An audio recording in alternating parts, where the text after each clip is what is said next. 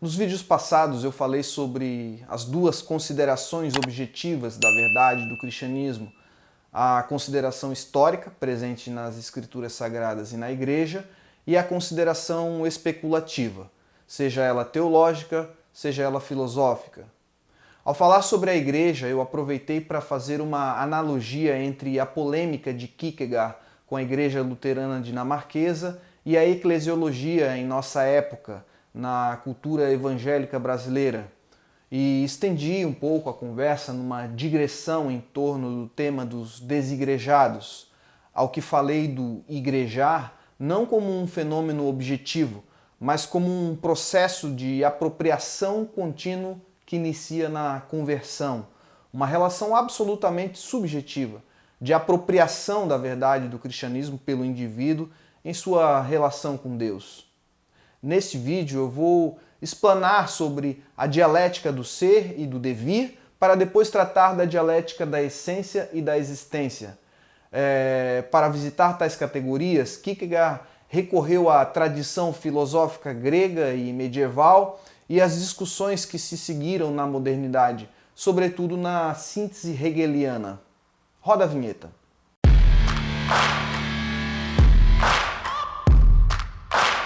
Como será visto em detalhes num outro vídeo, Kierkegaard exaltou a verdade subjetiva, a verdade do sujeito, do indivíduo singular. Para ele, o absoluto é o indivíduo, em sua singularidade infinita, de modo que a compreensão da realidade humana só pode ocorrer no âmbito da existência singular, em sua subjetividade. Ao contrário, para Hegel, o absoluto é a totalidade, o universal. E nessa totalidade está incluída tudo: religião, arte, natureza, ética, sujeito, objeto, história, tudo. Hegel desenvolveu um sistema complexo filosófico em que incluiu tudo o que havia sido falado em torno de pensamento especulativo. Ele uniu gregos, medievais, modernos, numa espécie de síntese totalizadora. E o resultado foram três das grandes obras filosóficas da história do pensamento: a Ciência da Lógica, a Enciclopédia das Ciências Filosóficas e a Fenomenologia do Espírito. Na Enciclopédia das Ciências Filosóficas, Hegel dividiu os temas em, primeiro, Ciência da Lógica, em que ele trata da lógica objetiva e subjetiva, da doutrina do ser, da essência, do conceito. Em segundo lugar, a filosofia da natureza, que trata das ciências naturais, como física, química, biologia. E terceiro, na filosofia do espírito, que se divide em espírito objetivo, espírito subjetivo e o espírito absoluto. O espírito objetivo trata do direito, da moral, da sociedade, Estado. O espírito subjetivo abrange a psicologia, a antropologia, a fenomenologia, e o espírito absoluto se refere à arte, religião e filosofia. O seu sistema se tornou tão abrangente e conhecido que não era possível falar em filosofia na época de Kierkegaard sem falar de hegelianismo. Nesse sistema, a verdade era a totalidade tomada como realização do absoluto, tanto na dimensão lógica e racional como na dimensão histórica. Para Hegel era possível conhecer essa totalidade por meio de conceitos universais, em que o filósofo poderia reconstituir a trajetória histórica do espírito absoluto pela razão. A realidade é identificada a partir de um processo histórico em que a razão conhece e justifica o seu percurso e o seu fim. É uma nova forma de ver a realidade, não como algo estático e permanente, como um quadro a ser contemplado, mas por um processo histórico, pelo movimento transitório, pelo contingente. Daí a relevância que a história assume no pensamento de Hegel, através da valorização de uma noção que sempre foi bastante desprezada, sempre foi considerada uma pedra no sapato desde a filosofia antiga. Sempre foi um esforço para se livrar dela, que é a categoria aristotélica do devir, ou vir a ser, que traz a ideia de movimento, que é oposta à ideia de ser, que é estático e permanente. A realidade não é estática, ela é movimento, porque é histórica. A essência da realidade é uma essência histórica que se desenvolve no devir, em direção ao seu fim, à sua realização. A noção de ser e vir a ser é o ponto de desencontro entre Heráclito e os Eleatas. Para Parmênides de Eleia, quando as coisas mudam, significa que deixam de ser e que algo não pode deixar de ser. Consequentemente, a realidade da mudança é simplesmente uma ilusão do ponto de vista racional. Já Heráclito defendia que tudo flui e que ninguém pode banhar-se no mesmo rio duas vezes, pois a cada instante o ser se torna não ser e o não ser se torna ser. Na realidade não há permanência, mas transitoriedade, mudança, movimento. O devir é o movimento, é transitório, aleatório, contingente, histórico. Apenas o ser é estável e permanente. Se a realidade é o devir é real na medida em que a razão é real. Aristóteles chamou o movimento, a palavra grega kinesis, que significa a transição da possibilidade para a realidade. Logo, o movimento é a passagem do não ser ao ser e do ser ao não ser. Dado que o sujeito existente está existindo, e isso é o que cabe a todo ser humano, com exceção dos objetivos, que tem o puro ser para morar, então ele está, afinal de contas, em devir. Tal como sua comunicação na forma tem de ser conforme a sua própria existência, também seu pensamento tem de corresponder à forma da existência. Todos conhecem a dialética do devir em Hegel. Aquilo que lá no devir é a alternância entre ser e não ser, uma determinação, contudo, um tanto quanto obscura, visto que o próprio ser é também o que há de contínuo na alternância, será, mais tarde, o negativo e o positivo. Para Hegel, não haveria movimento histórico e não haveria progresso do espírito sem a dialética. Esta inclui a afirmação e o seu contrário, a negação. O espírito reconhece-se afirmando, mas também negando. É pela negação que se progride, que se avança para outro patamar da história, para outro modo de vida, para uma outra visão de mundo, sendo um processo de todas as áreas do pensamento, na ciência, na ética, na religião, na arte. Tudo aquilo que existe está destinado a ser negado e, portanto, a se transformar em uma outra coisa. Hegel deu ao negativo um papel muito relevante na constituição da realidade, no movimento dialético, no trabalhar do espírito absoluto na história. Enquanto toda a tradição filosófica afirmava que do nada, nada se tira, que o nada, nada produz, Hegel, na ciência da lógica, trouxe à tona o nada, ou o negativo, como uma categoria lógica. Para Hegel, o nada nega e, por isso, trabalha. E o trabalho do negativo é fundamental para a sua dialética. O fazer dialético Kierkegaard aprendeu com Sócrates, lendo Platão.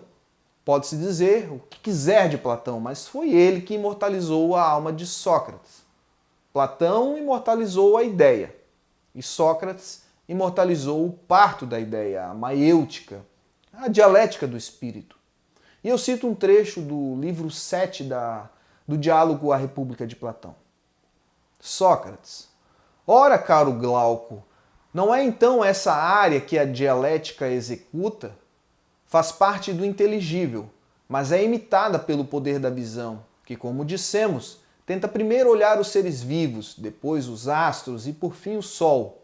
Eis que quando alguém tenta, através da dialética, sem o auxílio de nenhum sentido, mas por meio da razão, alcançar a essência de cada coisa, e não se detém antes de ter aprendido apenas pela inteligência a essência do bem, atinge o limite do inteligível, como o outro, ainda há pouco, atingia o limite do visível. Glauco: com toda a certeza. Sócrates: pois então, não é isto que chamas o segmento dialético? Glauco: indubitavelmente. Nos diálogos platônicos, Sócrates era o grande dialético. Julgando-se ignorante, saía às ruas de Atenas para aprender com os sábios, os sofistas, que não eram verdadeiros dialéticos, vez que eram embebecidos de certezas, do positivo, não percebiam a própria ignorância.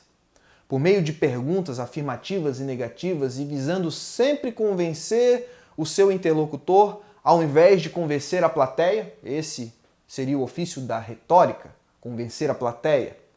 Sócrates descortinava a ignorância deles, demonstrando que o resultado da dialética é a ignorância, a aporia.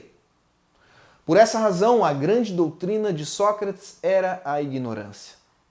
E neste ponto, ele, Sócrates, não deixará de ter razão em toda a eternidade, pois mesmo que alguma vez se desse um ponto de partida divino, esta, maiêutica, permanece a verdadeira relação entre dois homens, quando se reflete sobre o absoluto, ao invés de flertar com o contingente, e quando se renuncia do fundo do coração a compreender essa meia-verdade, o absoluto, que parece ser o prazer dos homens e o segredo do sistema. Kierkegaard argumenta que Sócrates só era capaz da dialética ascendente, isto é, que sobe em direção à ideia, a maiêutica, e é incapaz da dialética descendente, que visa fixar a ideia, estabilizá-la, concretizar a ideia. Nas migalhas, Kierkegaard elevou a dúvida socrática até as últimas consequências, simplesmente para então depois se afastar dela. E concluiu que ela não é suficiente, que o resultado dela é aporia, é ignorância. Por isso a ignorância e não o conhecimento é sempre o resultado da dialética. E eu cito Kierkegaard. Mas nosso tempo, como se sabe, está de posse do positivo e entende bem do assunto. Sócrates, ao contrário, carecia do positivo. Mas o que vem a ser dialética? É a busca da ideia, da verdade, quando a razão é bem conduzida num diálogo sincero. O diálogo se apresenta como tese e antítese. A tese, a afirmação da proposição, o positivo, é contraposta à sua antítese, a negação da proposição, o negativo. Na dialética, uma afirmação sempre admite o seu contrário. A negação de uma afirmação é a afirmação de sua negação. Esse seria o processo do espírito investindo contra si, seja para afirmar, seja para negar. Em nosso tempo, ouve-se muito seguido falar sobre o negativo e sobre pensadores negativos. E bem seguidamente ouve-se a verborragia dos positivos por ocasião de suas orações que rendem graças a Deus e a Hegel por não serem como aqueles negativos, mas terem se tornado positivos. O positivo, em relação ao pensamento, pode ser classificado nas seguintes categorias: certeza sensível, saber histórico e resultado especulativo. Mas esse positivo é justamente o não verdadeiro. A certeza sensível é engano, conforme o ceticismo grego e toda a exposição da filosofia mais recente, de onde se pode aprender muitíssimo. O conhecimento histórico é uma ilusão dos sentidos, pois é um conhecimento aproximativo, e o resultado especulativo é fantasmagoria. Com efeito, todo esse positivo não exprime o estado do sujeito que conhece na existência, por isso tem a ver com um sujeito objetivo fictício, e deixar-se enganar por tal sujeito é ser feito de bobo e nisso permanecer. Ocorre que, para Hegel, da dialética sempre restará uma síntese, uma espécie de tese ganhadora, a proposição que ora se sustenta, que permanece, que se positiva. Esse algo que se sustenta e ganha forma, contorno, se consolida como a verdade objetiva, que pode ser repetida, reproduzida como a ciência inexorável do objeto. Seja uma palavra, uma sentença, um livro, um homem, uma sociedade, seja o que for, tão logo se suponha tratar-se de um limite, de forma que o próprio limite não seja ele mesmo dialético, trata-se de superstição e estreiteza de espírito. Em um ser humano há sempre um desejo, ao mesmo tempo reconfortante, e também preocupado de ter algo realmente firme e fixo que possa excluir o dialético, mas isso é covardia e fraude contra o divino.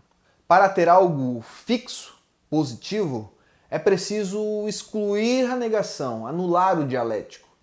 Porém, para a existência, o desafio não está no ponto de partida, na tese, e nem na força extraordinária da negação, a sua antítese, e nem mesmo no ponto de chegada, a síntese, mas na pretensão totalizadora de toda e qualquer sistematização que quer reduzir, esgotar a força inesgotável da realidade no fechamento de uma síntese conclusiva. Por consequência, para Kierkegaard, a dialética hegeliana tem um desfecho autoritário. A síntese é uma construção autoritária, ela dissolve a tese ou a antítese, o que termina sempre na anulação arbitrária de um dos polos. Ela visa dissolver o paradoxo e nessa dissolução há sempre algo importante que se perde. O pensador subjetivo existente, que tem a infinitude em sua alma, a tem sempre, e por isso sua forma é continuamente negativa. Quando esse é o caso, quando ele, existindo efetivamente, reproduz a forma de sua vida em sua própria existência, ele existindo é aí sempre tão negativo quanto positivo, pois sua positividade consiste em sua contínua interiorização, na qual ele é conhecedor do negativo. Entretanto, no meio dos assim chamados pensadores negativos, há alguns que, depois de terem recebido um aceno do negativo, sucumbiram ao positivo e seguem bradando ao mundo a fim de recomendar, incitar e oferecer à venda sua sabedoria negativa que deixa as pessoas felizes. E pode-se certamente apregoar um resultado, tal como se apregou a Arenque de Holstein, etc. Esses pregoeiros não são muito mais sagazes do que os pensadores positivos, mas é um tanto inconsistente por parte dos pensadores positivos ficarem tão furiosos com eles, pois são essencialmente positivos. A tradição filosófica, desde os gregos, sempre se voltou para o positivo, sempre valorizou o ser, aquilo que é estável, a ideia, a forma, o conceito, a essência, a ousia. A ousia é um substantivo da língua grega formado a partir do feminino particípio do presente do verbo ser, einai.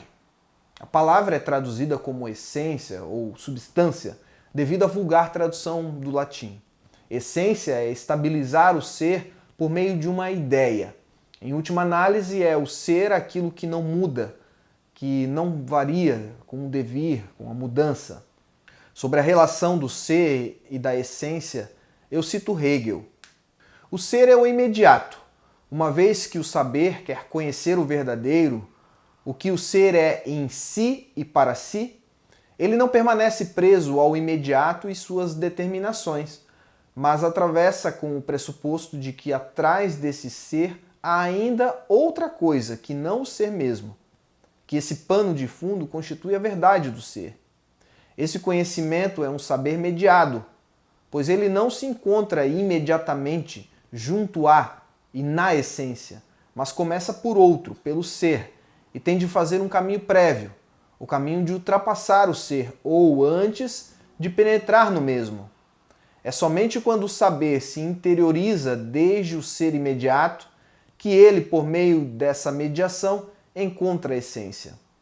A linguagem conservou no verbo ser a essência no tempo passado, foi, pois a essência é o ser passado, mas ser passado atemporal. Porém, ao dar realidade ao ser e à essência, passou-se a desprezar o movimento, o devir, substituindo o movimento do real por uma forma ideal, uma essência, uma generalização, que para Kierkegaard, no fundo, não passa de uma abstração, uma ilusão.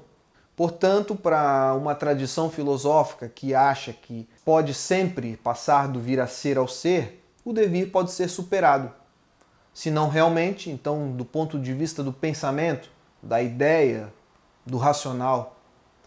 Porém, em Kierkegaard há uma distância insuperável do ser e do vir a ser. na mesma medida que há uma distância entre ser e existir. O termo existir tem origem no latim. Existir vem de ex, de dentro de, sistire, estar ou aparecer. Existir então significa aparecer de dentro de, aparecer fora, ou aparecer fora do ser. Kierkegaard pensou se seria possível colocar a existência no plano da lógica da ciência de Hegel. Propôs pensar logicamente a existência. Para ele, a realidade humana está fora do ser. Ela existe em movimento e não de forma estanque ou permanente. O ser humano existente não é um ser pronto e acabado, estável. O seu ser se dá fora do ser, isto é, no devir da existência. O indivíduo existe não como uma essência, não como um ser imóvel e imutável, mas em movimento. Existe na realidade da transitoriedade, do histórico, do aparecimento e da mudança. A existência se dá na contingência e não naquilo que é necessário e estável. A existência vem a ser sem nunca chegar a ser. Deste modo, pode-se concluir que a essência se dá no ser, que é permanente, e a existência se dá fora do ser, no devir, na transitoriedade. Nas palavras de Kierkegaard, aquele que é existente está continuamente em devir. O pensador subjetivo verdadeiramente existente repercute isso continuamente, pensando em sua existência, e investe todo o seu pensamento no devir. Dá-se aqui o mesmo que no caso de alguém ter estilo. Só tem realmente estilo aquele que nunca deixa algo pronto, mas agita as águas da linguagem a cada vez que começa, de modo que para ele a expressão mais cotidiana brota com a originalidade do recém-nascido. Como visto, conceitos e ideias são tentativas de dar estabilidade ao ser, mas o sujeito existente para Kierkegaard se concentra no devir, no histórico, e neste não se prende a doutrinas fixas, não se rende ao império da totalidade de algum sistema. No próximo vídeo, eu vou falar sobre o sujeito na tradição filosófica antiga, desde Platão e Aristóteles, até chegar ao sujeito moderno, bem como também vou falar sobre a categoria de indivíduo em Kierkegaard, em oposição ao universal de Hegel, para finalmente tratar da relação da subjetividade com a verdade do cristianismo. Até lá!